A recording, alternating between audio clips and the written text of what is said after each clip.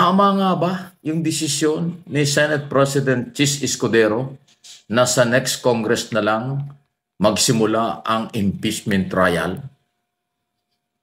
Dahil sa kasalukuyan na line-up ng mga senador ay mukhang merong pro-Sara, meron talagang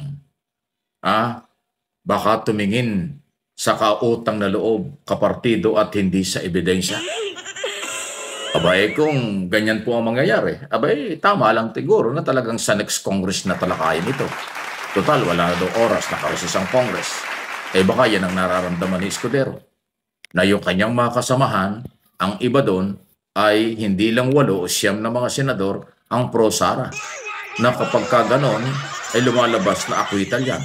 Kasi 23 lang sila kung ang kailangan ay 16 vote para maging guilty si Sara, kung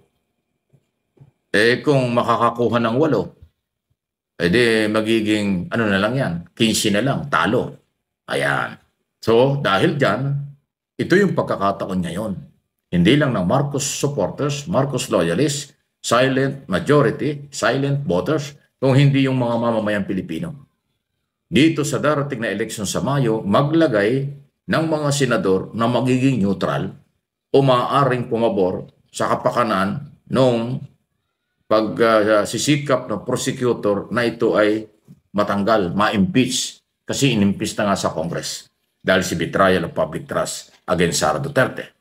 Kasi sa ngayon, kung yung mga gunita doon sa ginawang hearing ni Amy Marcos, lumutang si Cayetano, Estrada, Bongo, at saka si Amy na talagang ang dating pro, sa aking opinion, pro Duterte.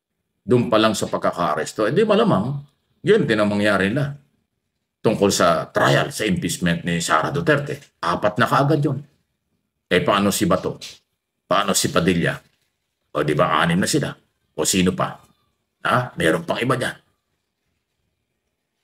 Kung ganyan ang mga sinasabi ni Alan Peter Cayetano, sa tingin ninyo yung Pia Cayetano, saan yun?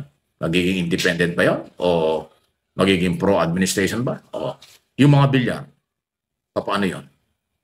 Ayan ang sinasabi natin. Kaya sabi ko nga, mukhang yan ang nakikita ni Senate President Escudero. Hindi lang yung dahil sila ay nakareses ngayon, kaya hindi pwede ang trial.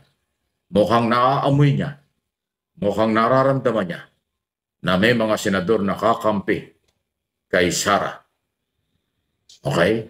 So para hindi masakripisyo ang ebidensya sa betrayal of public trust, graft in corruption, okay? Kawalan ng tiwala ng mamamayan sa paggastos ng pera ng pangalawang Pangulo ng bansa sa nakalipas na taon. At higit sa lahat, yung kanyang pagbabanta sa buhay ng Pangulo, First Lady at Speaker of the House, kasama yan sa Article of Impeachment. At yung pinakamatindi dyan ay yung di umano ay posibleng mga kayamanang nakatago sa mga bangko. Kasi yung mga bank account na nakakalulang bilyones na si Trillanes ang nag-expose nito nung araw pa kasama sa Article of Impeachment. Kung yan po ay pwedeng mapagtakpan dahil kampihan, ay palagay ko nga next Congress na lang ang trial. At maglagay tayo ng mga senador na pwedeng tumingin sa ebidensya, hindi sa partido, hindi sa utang na loob, o hindi yung kampihan.